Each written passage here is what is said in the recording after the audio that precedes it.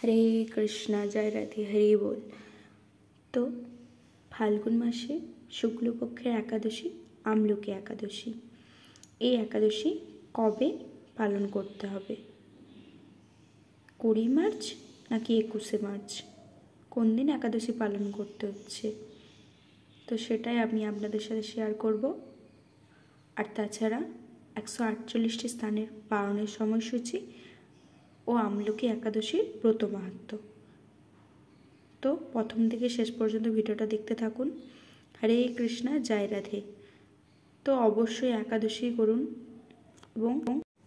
এবং সকলকে একাদশী করতে উৎসাহিত করুন।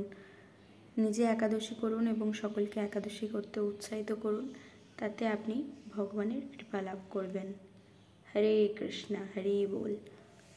তো কোন জায়গায় কোন দিন একাদশী করতে হচ্ছে আমরা সেটা আগে দেখে নেব।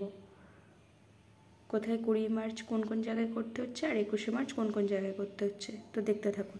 যে সকল স্থানে 20 মার্চ ব্রত পালন করে ভারত, বাংলাদেশ, নেপাল, ভুটান, শ্রীলঙ্কা, মায়ানমার, মালদ্বীপ, Pakistan, Thailand, Kurdistan, Ukraine, Romania, মিশর, Sudan, Ethiopia, Uganda, Mauritius, Africa, Seychelles, America, Canada, Brazil, Argentina, Peru সহ উত্তর আমেরিকা, দক্ষিণ আমেরিকা সমস্ত দেশ।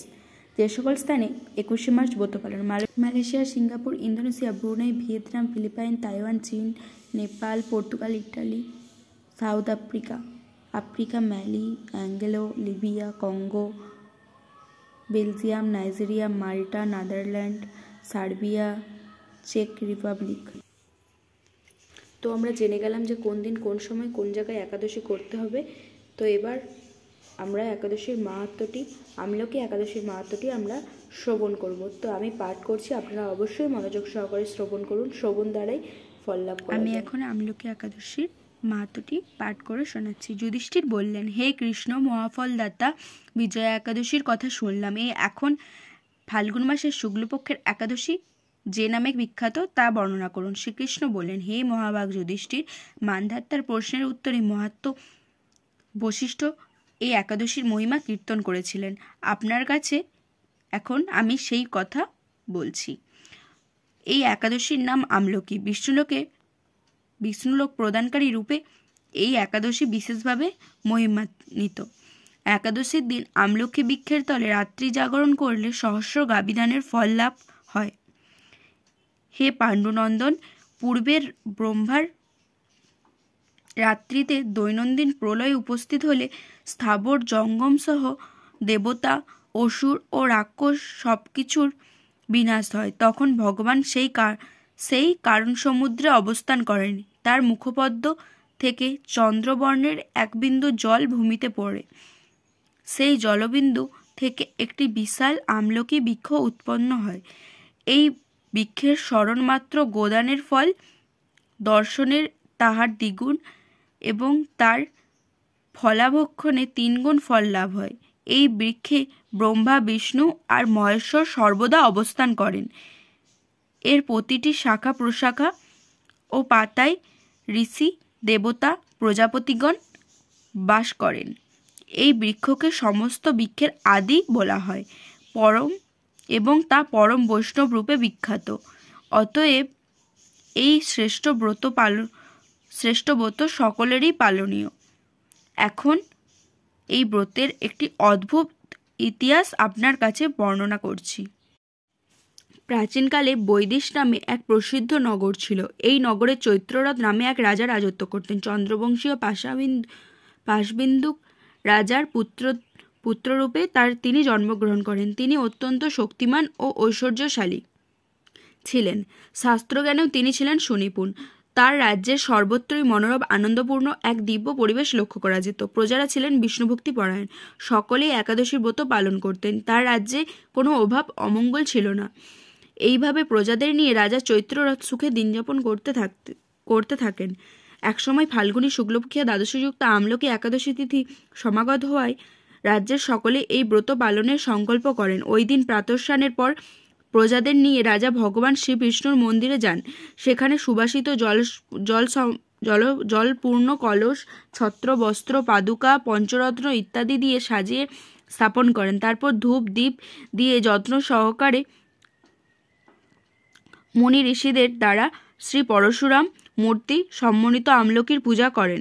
হে পরশুরাম, হে রেণুকার সুখবর্ধক, হে ধাত্রী, হে পবিত্র, হে পাপ বিনাশিনী আমলকি, তোমাকে প্রণাম। আমার অগ্রজল গ্রহণ করো। এইভাবে দিনে যথাবিধি পূজা, স্তব, স্তুতি, নৃত্য, গীত করে রাজা ভক্তি ভরে সেই বিষ্ণু মন্দিরে রাত্রি জাগরণ করতে লাগলেন। একসময় দৈবযোগে একটি ব্যাত সেখানে উপস্থিত হয়। পূজার সামগ্রী সহ বহু ব্যক্তিকে একত্রে রাত্রি জাগরণ করতে দেখে সে কৌতূহলাক্রান্ত হলো। সে ভাবল, এসব কি ব্যাপার? বিষ্ণু মন্দিরে প্রবেশ করে সে বসে পড়ল। কলসের উপরে স্থাপিত বিষ্ণু মূর্তি দর্শন করল। ভগবান বিষ্ণু এবং একাদশীর মাহাত্ম্য সে মনোযোগ দিয়ে শুনল। সারাদিন ওই ব্যাত কিছুই আহার করেনি। এইভাবে ক্ষুধায় কাতর হয়ে সেখানে সে রাত্রি জাগরণ করল। পরদিন প্রজাসহ রাজার নগরের দিকে যাত্রা করলেন। সেই ব্যাধও তার গৃহে ফিরে গেল। এরপর একসময় ব্যাধের মৃত্যু হলো। একাদশীতে রাত্রি জাগরণ ব্রত প্রভাবে সেই ব্যাধ পরবর্তী জন্মে এক রাজ্যের অধীশ্বর রূপে নিযুক্ত হলো। জয়ন্ত নামে এক নগরী ছিল। সেখানে বিথুরথ নামে এক রাজা বাস করতেন। ওই ব্যাধ বিথুরথ রাজার মহাবলী পুত্র রূপে জন্মগ্রহণ করলেন। তার নাম হয় বসুরথ। 1,00,000 গ্রামের আধিপত্য তিনি লাভ করলেন। তিনি ছিলেন সূর্যের মতো তেজস্বী, চন্দ্রের মতো কান্তিমান ও পৃথিবীর মতো শক্তিশালী। বিভিন্ন সদ্গুণে ভূষিত বসুরথ পরম বিষ্ণুভক্তি পরায়ণ হন। এই মহাদাতার রাজা একবার শিকার করতে গিয়ে পথ ভুলে যান। গভীর জঙ্গলের মধ্যে ক্ষুধায় প্রীত হয়ে তিনি ক্লান্তিবশত শুয়ে পড়েন। এমন সময় কতগুলি পর্বত নিবাসী স্লেজ রাজার কাছে এসে নানাভাবে উৎপীড়ন করতে থাকে। রাজাকে তাদের শত্রু মনে করে তারা তাকে হত্যা করার চেষ্টা করে। পূর্বে এই রাজা আমাদের পিতামাতা, পুত্র পৌত্র সবাইকে মেরে ফেলেছে, আমাদের গৃহছাড়া করেছে। এই রকম বলতে বলতে স্লেজরা রাজাকে হত্যা করতে উদ্যত হয়। তারা বিভিন্ন অস্ত্রশস্ত্রে তাকে আঘাত করতে থাকে, কিন্তু আশ্চর্যের বিষয় তাদের সকল প্রচেষ্টা ব্যর্থ হয়। রাজার কোনো ক্ষতি তারা করতে পারে না বা সাধন করতে পারেননি। তখন রাজা শরীর থেকে নানা অলঙ্কারে বিভূষিতা এক পরমা সুন্দরী স্ত্রী মূর্তি আবির্ভূত হন। মহাশক্তিধারিণী ওই নারী অল্প সময়ের মধ্যেই সকল পাপী স্লেজকে নিধন করলেন। রাজার নিদ্রাভঙ্গ হলো। এই ভয়ানক হত্যাকাণ্ড দেখে রাজা অত্যন্ত বিস্মিত হলেন। তিনি বলতে লাগলেন, আহা, আমার শত্রুদের হত্যা করে কে আমার প্রাণ রক্ষা করলো? এমন কৃপালু কে আছে? আমি তার প্রতি আমার কৃতজ্ঞতা প্রকাশ করছি। এমন সময় দৈববাণী হলো, ভগবান কেশব ব্যতীত শরণাগতকে রক্ষা করবার আর কে আছে?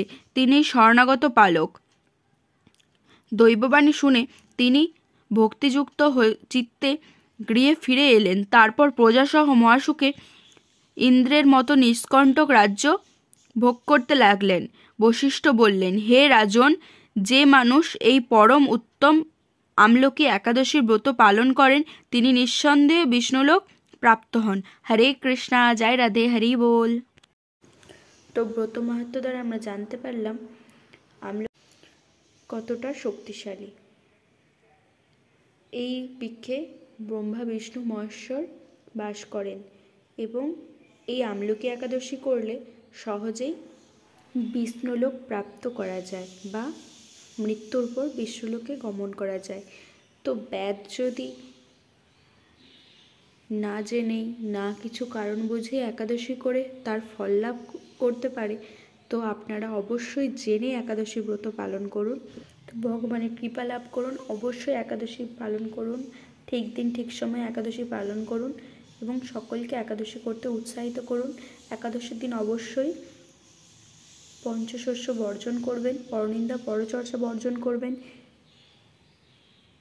অধিক পরিমাণ কৃষ্ণ নাম করবেন, ফলমূলাদি অবশ্যই গ্রহণ করা যাবে, পঞ্চশস্য অবশ্যই বর্জন করতে হবে, পরনিন্দা পরচর্চা বর্জন করতে হবে। তো আমি এখন 148টি স্থানের পালনের সময়সূচি আপনাদের কাছে প্রেরণ করছি। হরে কৃষ্ণ। একবার কৃষ্ণ বলে বাহু তুলে নাচো রে মন পথে পথে, মনের জ্বালা দূরে যাবে, কৃষ্ণ প্রেম উদয় হবে। একবার কৃষ্ণ বলে বাহু তুলে নাচো রে মন পথে পথে, এ নামে নাই কোনো ক্লান্তি ক্লান্তি, এ নামে আছে শুধু শান্তি শান্তি, এ নামে নাই কোনো ভাবনা ভাবনা, এ নামে নাই কোনো চিন্তা চিন্তা। তোমরা বদন ভরে এই নামই গাও, বদন ভরে এই নামে গাও। হরে কৃষ্ণ কৃষ্ণ কৃষ্ণ কৃষ্ণ হরে হরে, হরে রাম রাম রাম হরে হরে, हरे कृष्णा कृष्णा हरे राम राम राम राम हरे हरे हरे, हरे कृष्णा कृष्णा कृष्णा हरे हरे, हरे राम राम राम हरे हरे।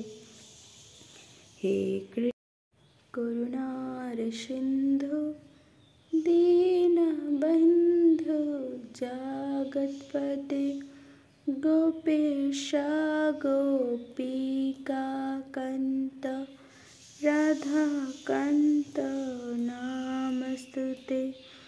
हरे कृष्ण हरि बोल।